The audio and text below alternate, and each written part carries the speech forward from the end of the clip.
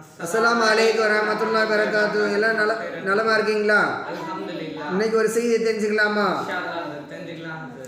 عن أبي هريرة رضي الله عنه رفعه إلى النبي صلى الله عليه وسلم قال يقول الله عز وجل من أذهبت حبيبتيه فصبر واحتسب لم أرل له ثوابا دون الجنة. அல்லாஹ் சொல்வதாக நபி ஸல்லல்லாஹு அலைஹி வஸல்லம் ஒரு செய்தியை சொல்கிறாங்க. நான்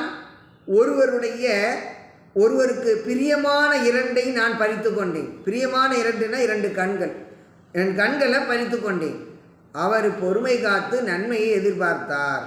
இத்தகைய ஒருவருக்கு சொர்க்கத்தை தவிர வேறு எதையும் சவாபாக நன்மையாக கொடுப்பதை நான் திருப்தி அடைய மாட்டேன்.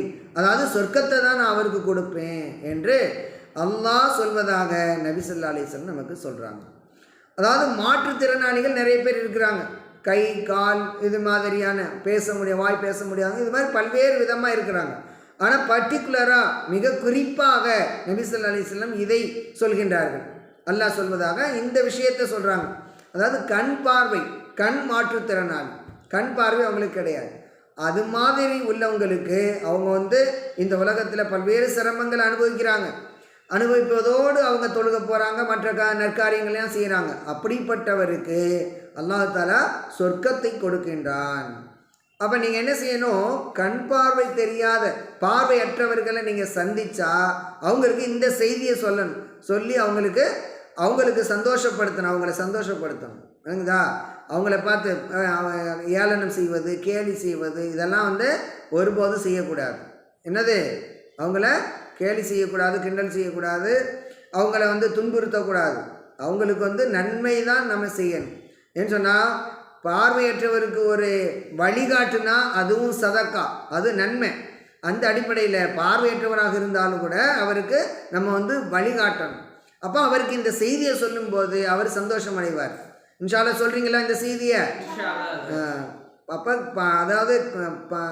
அதாவது மாற்றுத்திறனாளிகள் யாராக இருந்தாலும் அவங்களுக்கு நம்ம உதவி செய்யணும். அவங்கள பார்க்கின்ற போது நம்ம அல்லாஹ்வை புகழணும். அல்லாஹ் இவங்களுக்கு சோதனை கொடுத்துருக்கான், ஆனால் நம்மளை ஆரோக்கியமாக வச்சுருக்கான். அப்போ அத்தகைய அல்லாஹ்வுக்கே எல்லா புகழும் அப்படின்னு அல்லாஹ்வை புகழுமே தவிர அந்த மாற்றுத்திறனாளிகளை யாரையுமே நம்ம அதாவது அவங்கள வெறுக்கக்கூடாது, அவங்கள குறை பேசக்கூடாது, கேலி கிண்டல் செய்யக்கூடாது. இதை நீங்கள் மனசில் பதிய வச்சுக்கோங்க.